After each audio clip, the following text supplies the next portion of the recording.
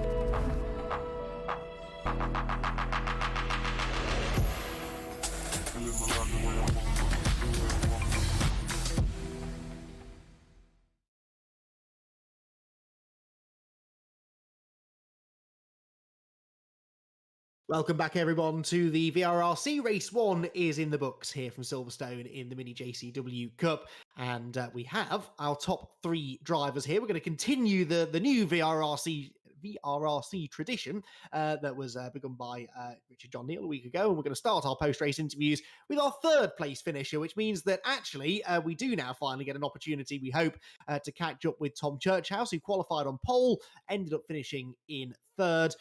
Tom, a solid start to the night, an eventful start to the night, actually, because those opening few corners didn't quite go to plan, did they? Yeah, I remember the turn right and the turn left, but the break, I think I was about 10 meters too late. I mean, just ask Jack. I mean, he'll tell you that, the turning's one thing. Braking, doing that at the right point, not that easy to do, really. So we can forgive you. What have I done here? Sorry, I was hoping you weren't concentrating. Yes, Tom, solid start to the night, though. Good to see you up on the podium. Good to see you on the pace as well. I mean, we've been surprised, not necessarily the right word, but we've been happy to see you looking quicker and quicker with every race that you do. How much practice is going on behind the scenes to make sure that's been the case? Probably not enough, to be honest. I did maybe half hour today, just before the race. So maybe I need to do a bit more than that. But yeah, the pace was fine. Just hit a bit of grass, which sent me clockwise. So I dropped off a bit. Yes, we did say that. A very easy mistake to make at that corner, though, in your defence. And I'm not going to say ask Jack, because it's a mistake that I make all the time at that corner as well. So, again, that can be forgiven. Race 2 coming up, though. Reverse grid. Always a lot of action here. We've seen that you've got the raw pace out there. How confident are you that you can sort of get your elbows out now and use some racecraft to move forward? I'll be honest, judging from turn 3, lap 1, I can definitely get my elbows out, but I'll try and do it a bit nicer this time. Hey, you're not here to make friends, Tom. You're here to try and win races. So we're watching for some aggression in the early stages. Tom, congratulations on the podium, though. Hopefully, we'll get to speak to you again a bit later on. Thanks so much. So, Tom Churchhouse, 3rd place finish. Jack Oliphant now has the opportunity to catch up with Nicky Taylor, who grabs his 2nd podium of the season.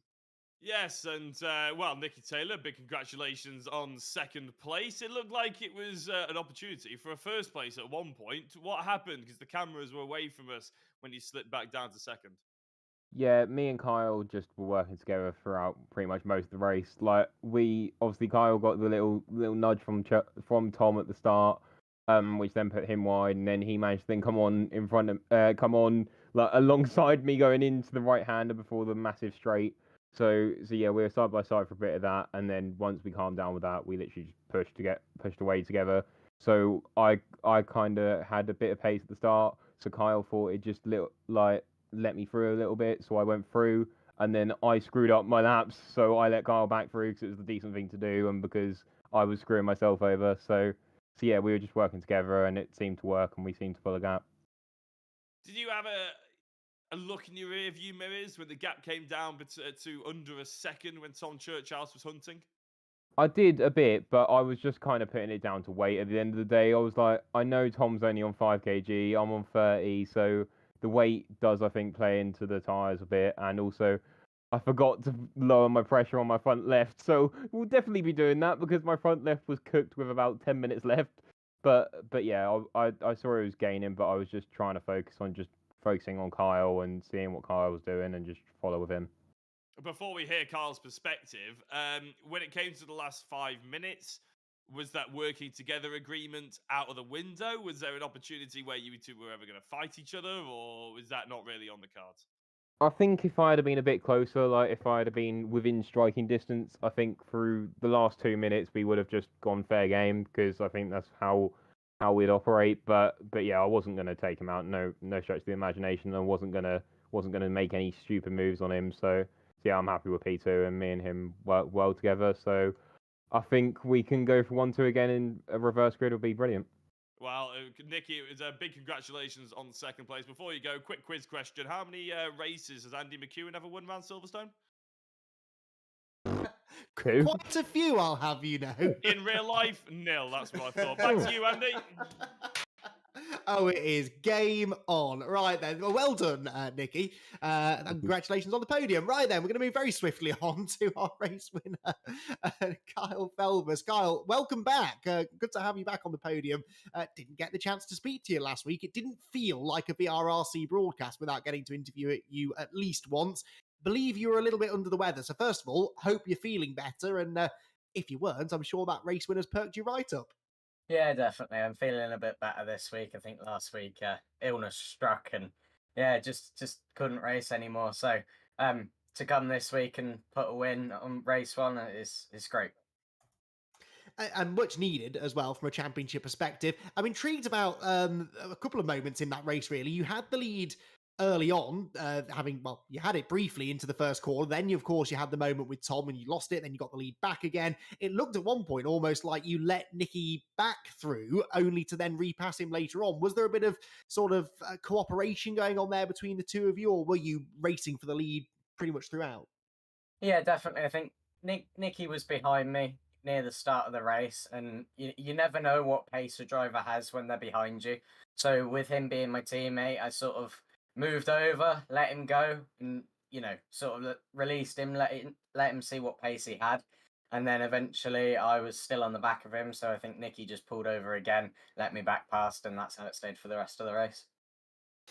Yeah, and of course, able to grab the victory. Really important after missing out on the points a week ago. Are you still sort of seeing yourself as a potential championship contender, though? You've obviously got the pace to be winning races, and the drop scores are there for a reason, aren't they? If you can keep the consistency that we saw in the Porsche Championship going, no reason really why you couldn't still be a contender, right? Yeah, possibly. I think it's front-wheel drive car. I don't really like them, so No. We're not having it. I'm not having it. Yeah, I mean, it's going to be a difficult one. I'm definitely struggling with the cars. It's not my favorite thing in the world, but if I put in some effort and actually do a bit more practice than I did, for tonight, might be able to get some consistency and might be able to get some good points. So. Yes, absolutely. Well, we'll leave you to it, Carl. Great to have a chance to chat with you again, and we'll hopefully get to speak to you again later on. Best of luck for race 2, then. Cheers, Andy. Right then. So Carl Felvers, I mean, he'll have to stop with that line at some point when he wins a front wheel drive championship. I think that's the time officially that we'll have to move him on from that, and who knows, that could still be the case in about 6 or 7 weeks' time. Right then, that is our first race done with. And Jack, it was a pretty exciting one, really, wasn't it? That and Kyle Felvers. What do you think then? I'm going to pose you the same question I just asked him. Do you think that he is potentially still going to be our champion in a month and a half's time? Oh, that is very difficult, isn't it? Having been only 3 races into the championship, it's 16 as well. Like, it's going to be difficult, that one. He has it in him. I do believe Kyle has it in him to go back to back. And although he obviously says the line over and over again, and he has done for the last 3 years he's raced with us, or however long it's been, I personally think he could win this one. The likes of Joel Lask, hard to beat. I mean, he is quick. He doesn't look it particularly here at Silverstone, but over the course of the season, he's always there and thereabouts. And remember, if it comes down to it on the final couple of races, we know how Joel Lask and Carl Felvers like to race each other. So that one could be a little bit of a talking point as well. I would say that Brad Smith is slightly underwhelming here at Silverstone, but again, quite a quick driver. If he puts the time and the practice in for the next couple of rounds, I think that's the key issue, is who's got the time to put the practice in when we go to Mallory Park and we go to Cadwell and we go to all these places that we don't normally go to. I mean, even Silverstone International, a track that isn't overly difficult to pick up, people are struggling to really bridge that gap. That's going to be even bigger when it comes to Mallory and the rest of them. Yes, no, it'll be quite difficult to do practice for Mallory Park, and fairly pointless, I think, because I don't see it on the calendar. Oh, is it not? I kind of wish it was now, though. I think that's a great idea. I'm going to lobby for that for a future championship. Castle Combe, perhaps, I think is what you were thinking of, which is where we're heading in a week's time, and that's going to be it's Anglesey, actually. famously close to Mallory Park. I knew it was some rogue tracks that we hadn't been to before. Yeah, all right, I'll leave me out. I'm tired. That's quite all right. I do want to very quickly, before we dive into this race, pose another question to you. Have you noticed quite a lot of drivers these days, they keep putting this subtle little brag in about how, yeah, I've not really done much practice, to be honest. Yeah, I downloaded the track a couple of hours ago, just turned up, finished on the podium. However, I always found in my fairly brief stint as a semi-serious sim racer that practice didn't really make a lot of difference for me. Were you a driver who needs sort of plenty of practice time before jumping into a sim race? Sim racing hard because I never really did it that properly. I tried to do the sim racing during lockdown. I embarrassed myself massively on a big stream that had a couple of thousand people watching. I decided not to do it again and decided to commentate instead. So I have to say, even in real life stuff as well, practicing has never been something I've loved doing. I either get the track or I don't within 10 minutes, to be honest. So when you whittling down the last couple of attempts, maybe, but ultimately, it's not something I've ever found. When you're searching for 5 seconds a lap like we are, I sort of agree with you, really. Right then, let's see what happens in round number 4 of the championship. The red lights are on. We've got John Jones on the front of the grid, and alongside him, Stuart Henderson, who will win the drag race into turn 1. Let's find out then. Away we go. And John Jones in the red and black car on the outside line, I think is going to keep his nose in front, pulls over to the middle of the road to cover, and Henderson sweeps to the outside line, side by side then just behind them, as we hold our breath, not necessarily through the first 2 corners, but into this big braking zone at Village. Let's hope they all get through. They're going 4 wide at the back of the pack. That involves Nicky Taylor, Carl Felvers, Josh Martin. That's got an absolute pile of Britain all over it. Do they all make it through the tight right-handed? You know what I think they might have done? There was a bit of elbowing going on up front, though, and that has allowed John Jones to make a little bit of a break. Henderson second, third position then for Matt Smith. And would you believe it, Jack? I don't. They've all, I think, made it through the first half of the lap, more or less in one piece. Yeah, well, that goes to show that sim racing isn't always realistic, is it? Because we never have got all 21 minutes to do that bit of the track. But oh, well, we have, and we should enjoy it all at last. Because it may well be a short-lived enjoyment. As we go through Stone up, down towards the chicane, it looks like there's a few people going a little bit wide, but again, actually not too bad. And I have to say, the front two have got a nice little gap to Matt Smith. John Jones, we know, doesn't go down without a fight, and I think Stuart Henderson is about to learn that, because as he looks left, he looks right, he's trying to see if he can make John Jones blink. John Jones doesn't blink. He's constantly on the full offensive or full defensive. He will not move out of your way. doesn't blink, and I'm not convinced he ever uses the mirrors. I think he just gets the blinkers on, doesn't he? Just stares straight in front of him. Doesn't matter what's going on behind him. John Jones just keeps on driving. And I think that's a great way to be, really. Although, as I say that, he takes a very defensive line into Village. Gotta say, though, and I know I'm going to regret this probably within the next 30 seconds, brilliant driving standards on the opening lap, though. That first sequence of corners, so difficult to get through in one piece when you're all congested like that. And they did manage to do so. So fair play where it is due. Down the hanger straight they go. John Jones weaving around to try and break the toe and keep Stuart Henderson at bay. What progress of the front runners from race one? Well, we've got Carl Felbers up into 10th position. We've got Tom Churchhouse 15th.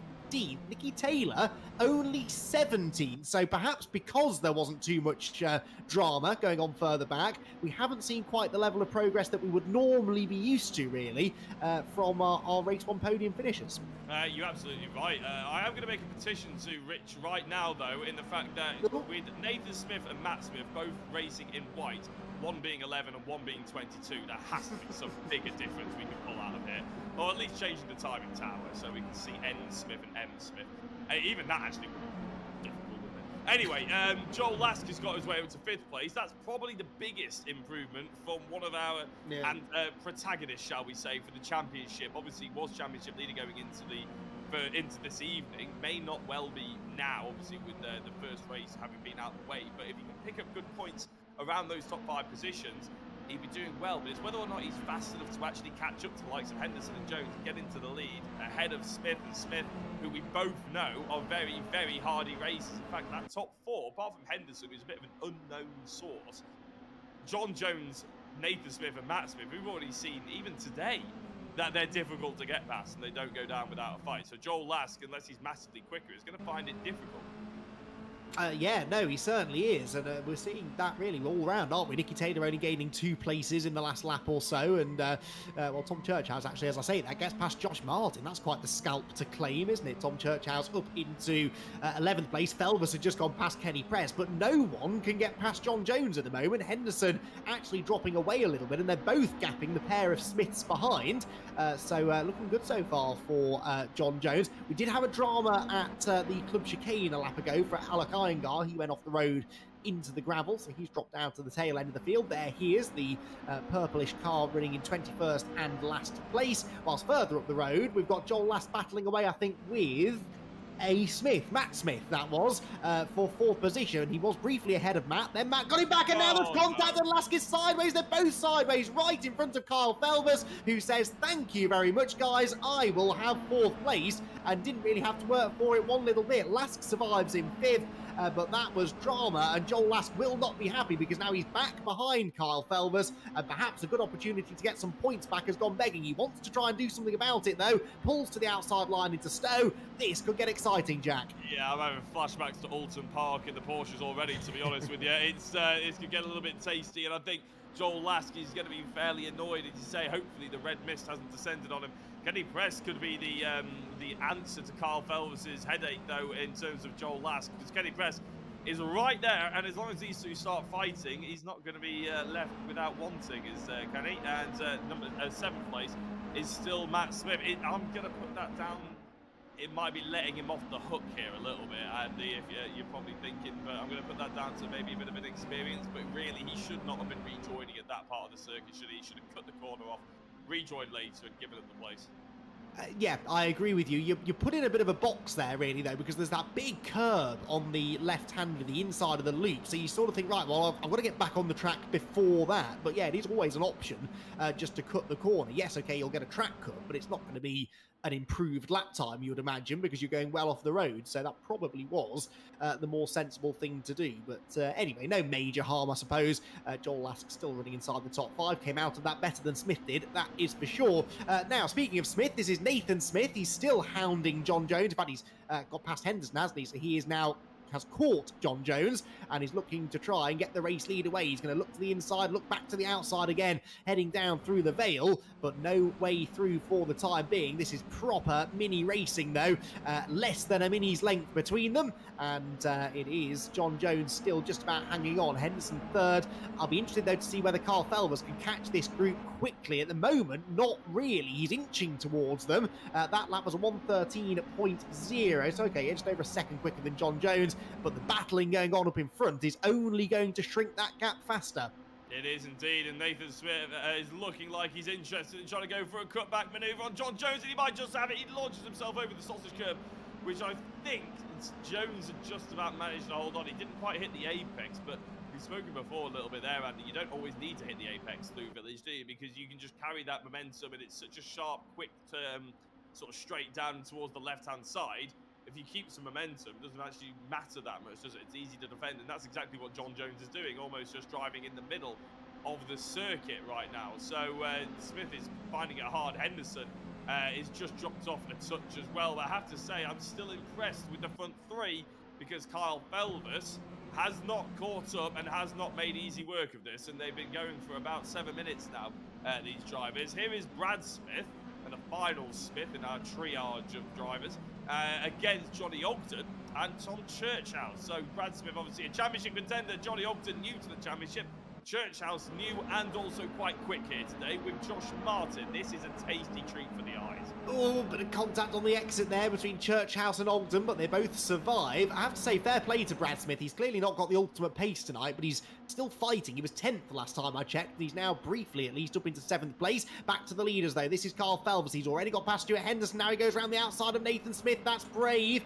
Nathan just about leaves him the space. Felvers has the outside line now, heading down into the link. He's going to turn across the nose of Nathan Smith, who did not have to get out of the way there, in fairness. There was a bit of a touch, and they will still be side by side coming off the corner. Joel Lask, hunting around behind as well, is trying to join the party too. So door handle to door handle down the hanger straight. Nathan Smith on the left, Carl Felvers on the right, and Carl is going to be faced with the rather an enviable task of trying to go right round the outside at Stowe Corner. Is that going to pay off? No, it's not. Nathan Smith, as he's well entitled to do so, is getting his elbows out. He's making that a very wide mini JCW, and actually this is backing Felvers back into Henderson and Lask behind him. Yeah, I have to say, was that a bit of a cut? My street went a little bit laggy there, but Nathan Smith still in 4th place. It did sound like a bit of a cut. We had Sam Henderson, Joel Lask, all lining up to try and overtake Carl Felvers, and ultimately Nathan Smith. Smith goes defensive on Abbey. Here goes Felvers yet again, trying to go for the outside. No, he's going to go for that cutback. He just wants some clean momentum. That's all he needs to get up the inside of Village. He's going to have an opportunity here. No, he's too far back, Andy. That's a massive lunge if he goes for it, which he's just about thinking about as Nathan Smith goes wide. Momentum may well be carried. There's still door bagging. There's side on side. But this time, Felvers is going to have the inside. They go onto the back straight. And he boxes Nathan Smith out really cleverly, gets rid of the opportunity for a switchback manoeuvre. So Felvers into 2nd position. And now we watch for Joel Lask to try and do the same. In fact, Lask still hasn't got past Henderson. They are wheel to wheel, heading down the hanger straight. And Nathan Smith is coming back at Felvers. He's had the slipstream. He's got the inside line. And I'm sure he's going to try and outbrake our reigning VRRC champion. It doesn't quite work. And so Felvers stays in 2nd place. Terrific battling this though, as they drop down the hill. Henderson arrives from the right hand side of shot from a long way off the road, and that has allowed Joel Lask to come through. Kenny Press is catching them now, and let's not forget this is all going on 1.1 seconds behind our race leader John Jones, who has now led the first 10 minutes of this race.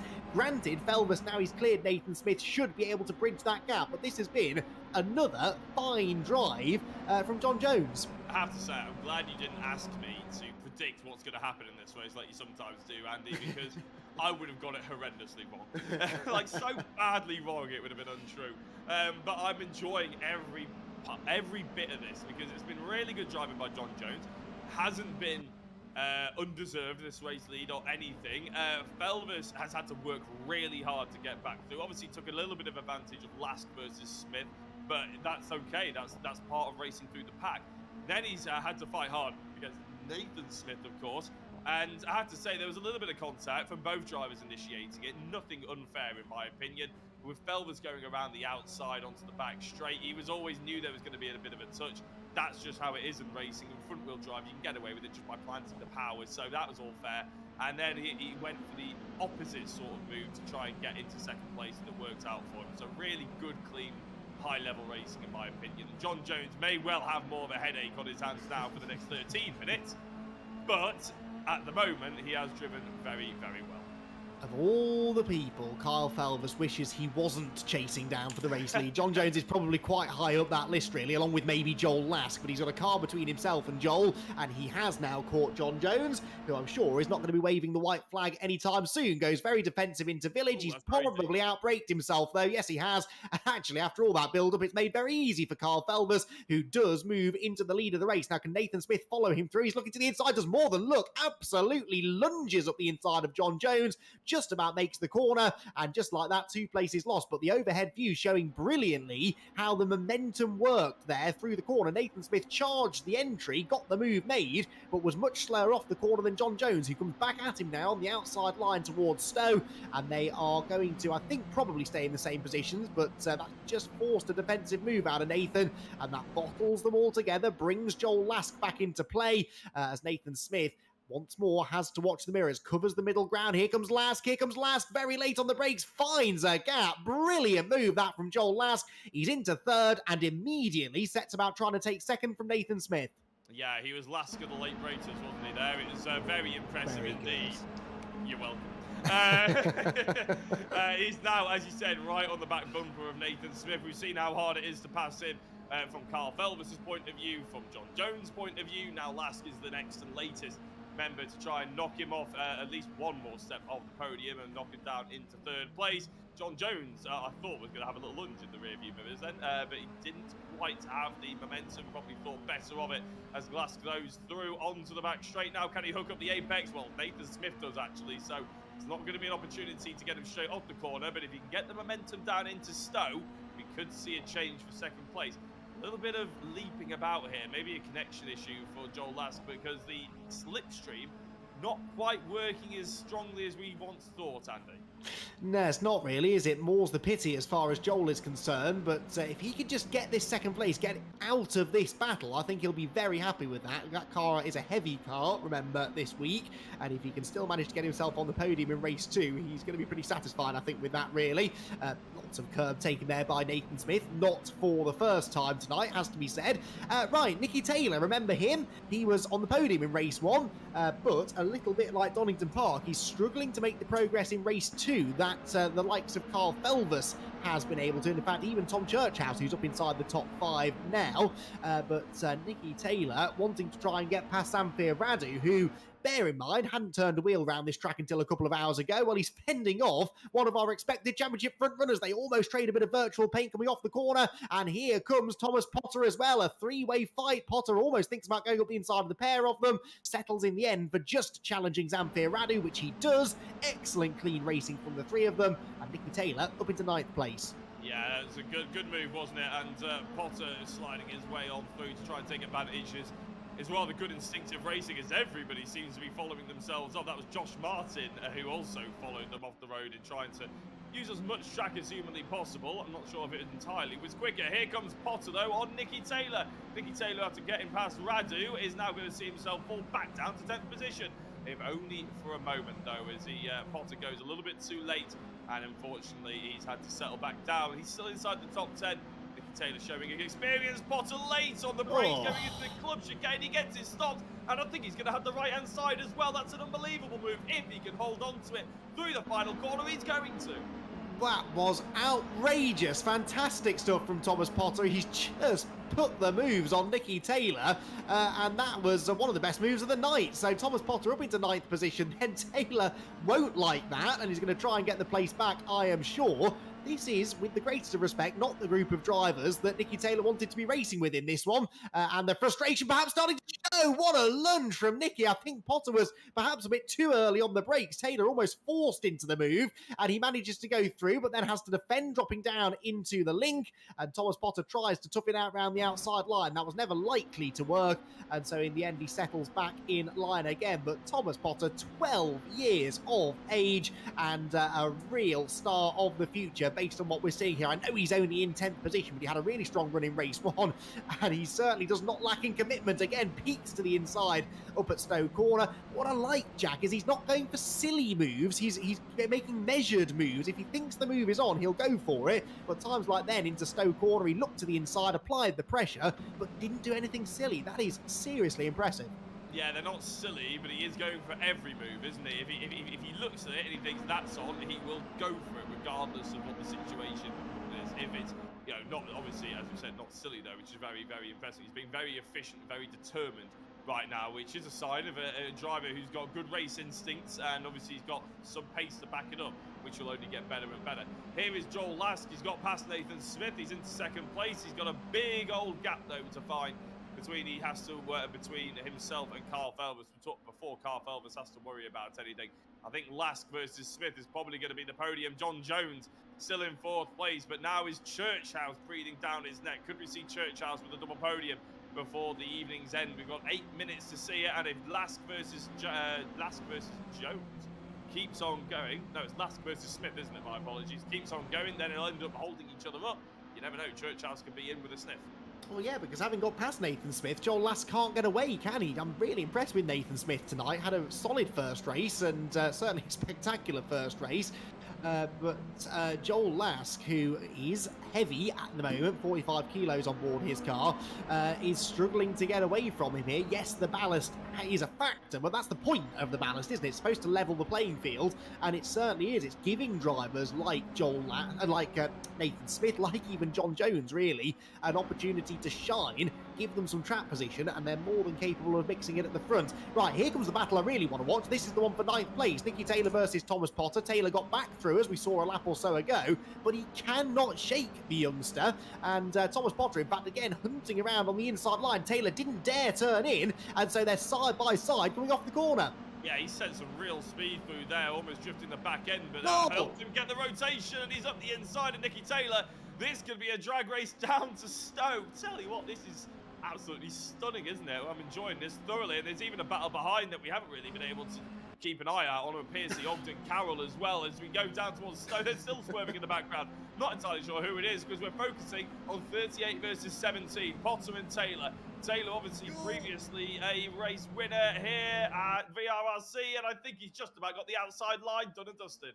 Yeah, but now Josh Martin's starting to buy into all of this as well. This was already an exciting battle. It's about to hit fever pitch with 6.5 minutes to go. Whoa! Potter right up on 2 wheels over the sausage curb. That slows him down. It allows Josh Martin up the inside line, and Josh should be afforded the room on the apex. Well, he makes the room on the apex, and will, I think, gain the place. Bit of a shame that for Potter. You don't want to be riding that sausage curb that hard through the club chicane. It does lose you forward momentum, so he loses a place for now, but I somehow don't think that's the last time we'll be mentioning his name in this race. 6 more minutes, and he's already trying to find a way back ahead of the green number 89 machine. In fact, he's got his nose back ahead on the outside line, but Josh Martin comes off the corner just about in front. Fascinating stuff, this brilliant battle. It's refreshing, isn't it, Jack, to have all of these new names on the grid, because we don't really know how they're going to race each other. We already know how the likes of a Joel Lask or a Nicky Taylor or a Carl Felvis will handle a certain situation, but now we're learning all of these new drivers' traits and who's going to send it, who's going to be a bit more circumspect, who's good at defending, who's good at overtaking, who is good at saving big slides. Well, not actually Thomas Potter in the end, because he ends up on the grass on the inside line. I think he got into the back of Josh Martin slightly.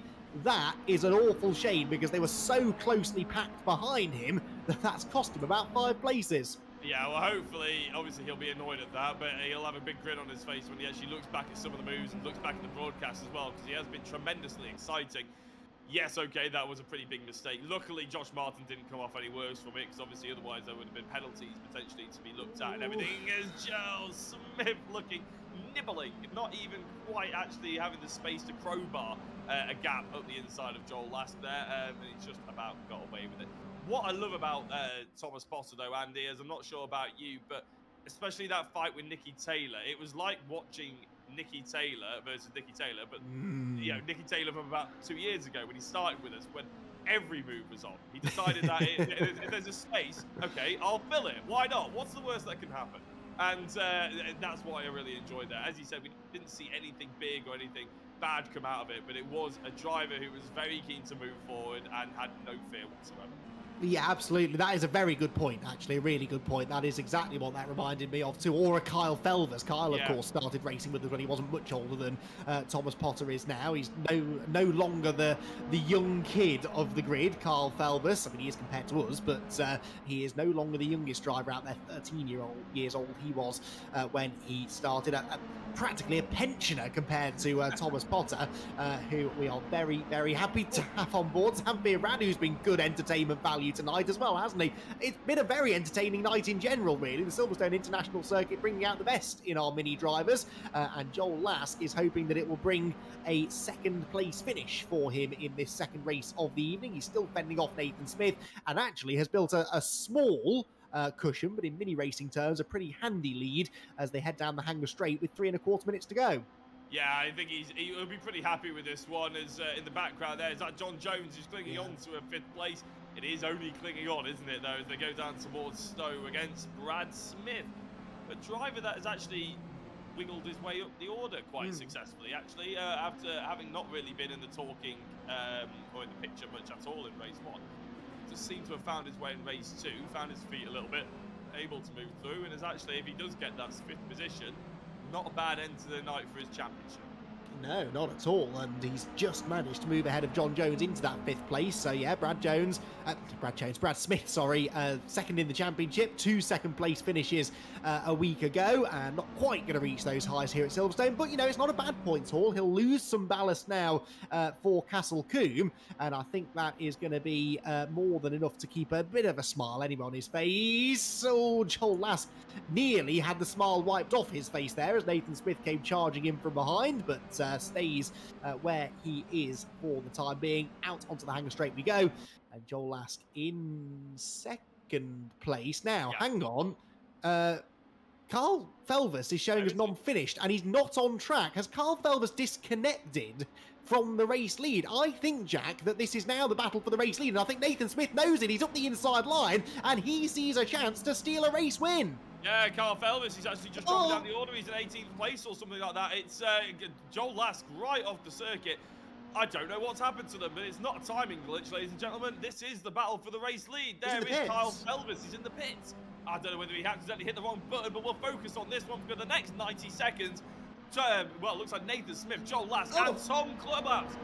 Church House even. I'm getting it all wrong as they go through Club. I'm sorry. It's a race lead. What a battle. What a battle this is. 2 laps to go. 3 drivers under a handkerchief going through Abbey Corner, and Nathan Smith's got the lead back. There is Felvers back on the road in 19th place. What on earth is happening? I've no idea. I'm sure he'll jump on the YouTube chat later on to explain to us, but Carl Felvers is now going to score hardly any points from this second race. The nice, and in fact, Joel Lask in danger of suffering the same fate because he has contact from Tom Churchhouse. This could be exactly what Nathan Smith needs to grab what I believe would be his first victory with us here at the VRRC. If those two start scrapping behind, he might just be able to do this. Yeah, Churchhouse with 45 seconds wants a higher podium position than the one he's currently operating in. Joel Lask going very defensive.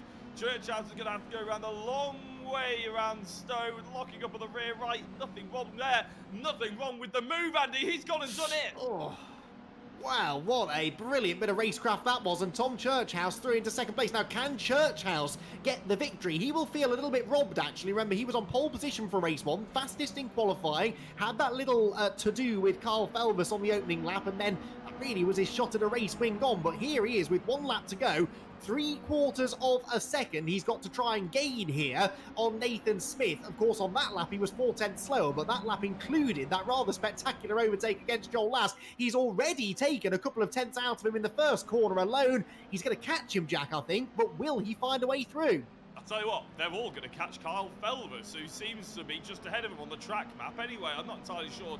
Felvers was disappeared, then he's back. His connection's all over the place. Yeah. Anyway, we'll worry about him another time. Hopefully, we'll have a chat to him potentially. He is right at the back of the field, though, and I think he's just got into the pits as a DNF. So his connection is absolutely gone. Maybe that's the cause of the problem. Anyway, Churchhouse, half a second to Nathan Smith. Nathan Smith, who has fought so hard to be in the position he is in. He probably only thought that maybe a podium was on the cards, let alone a race win. It's going to be absolutely stunning. He's going to love it in the commentary box. I can't wait to have a chat with him as long as he doesn't chuck it off in the next 3 corners, Andy. This is going to be one that he'll remember for a while. Oh, well, one will remember for a while. What a race this has been. Nathan Smith off the final corner. He is gonna do it. Out of club he goes. Nathan Smith, a winner at the VRRC, from Tom Churchhouse in second and Joel Lask in third. I think Lask will still be happy with that, but my word, he could so easily have won that one, couldn't he? Then it is Brad Smith fourth. That was an under-the-radar fourth position for Brad Smith, but valuable championship points scored. John Jones in the top 5 ahead of Kenny Press, Nicky Taylor, Josh Martin, Andy Carroll and Lee Piercy. I'll tell you what, Jack, what you said earlier on is absolutely correct. You never, in a month of Sundays, would have predicted that top 10, would you, at the beginning of what was a frenetic 4th round of the championship. It looks as though Carl Felvis, unfortunately, has succumbed to some connection issues, and that is, unfortunately, the end of his...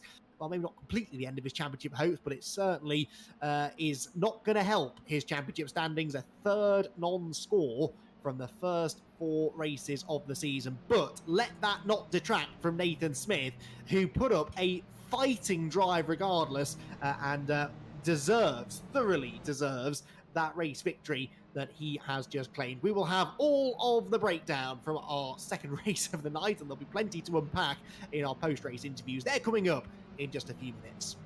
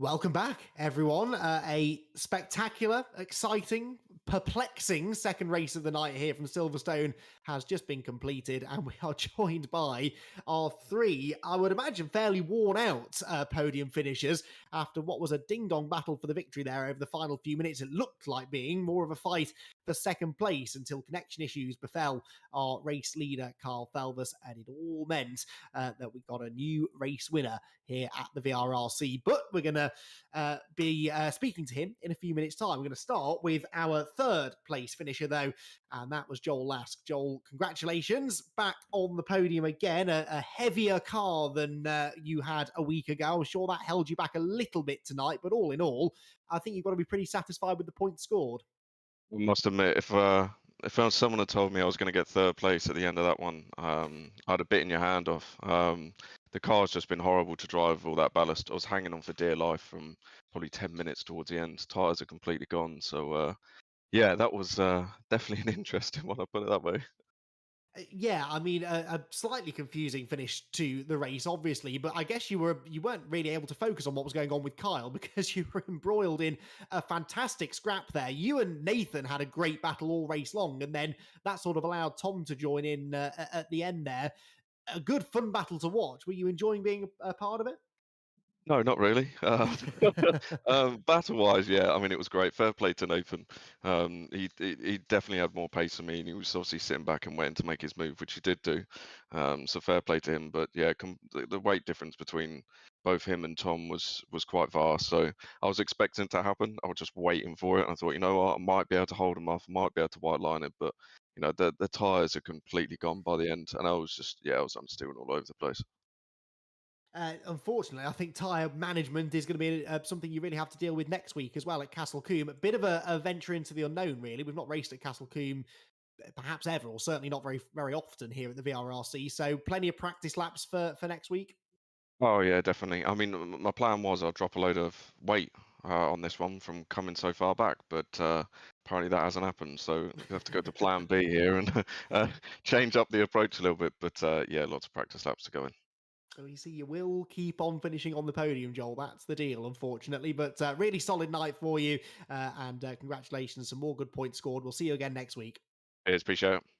So, Joel Lask gets the third place finish. It's a second place finish this time around, but a consistent night for Tom Churchhouse, who catches up now with Jack. Yeah, Tom, I mean, at pole position, second place, another podium as well in race one. I mean, my goodness, that was a good night. Or do you sort of feel like it could have been slightly better? It probably could have been, but I'll take second and second, especially coming from the back as well. Just trying to keep it consistent. And you know what? I didn't lamp anyone this time, so it went quite well. I like that attitude. Yeah, take the positive out of that one. You obviously came at a late surge right at the end there, didn't you? Did you see Nathan and Joel having a little bit of a battle and thought, I sniff a race victory here? Did you even know a race victory was on the cards? Because obviously there's the confusion about that as well. It was them battling that let me catch up. Without that, I'm not sure if I would have, even with the pace difference. So, yeah, I didn't expect a podium, though, definitely not. Right, it was very impressive indeed. Is this the sort of pace we can come to expect from you for the next couple of rounds then? Or have you got the time to practice it? Have you got the time to go on and make a real charge for the championship? I'll definitely practice more as I'm getting used to the front wheel drive. But I look forward to a very, very heavy car next time round. That is the disadvantage of obviously doing well. But 2 second place, a pole position, not a bad points haul for you, Tom. Congratulations and well done on a very entertaining evening's racing. Cheers, guys. Yeah, well done, Tom. Really solid night, and I think we're going to be talking about him a fair bit more through the next 6 weeks or so. Likewise, actually, the driver who came out on top in that race, Nathan Smith, who joins us now. Nathan, I was already saying during that race how impressed I'd been with how your night had gone, and well, it ended in perfect fashion with a race victory, and what a race to win as well. You really had to fight for that.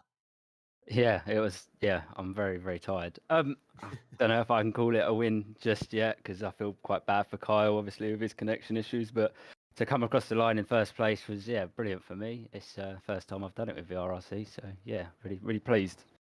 Yeah, exactly. I mean, it's sort of been on the cards, I guess, because you have been quick.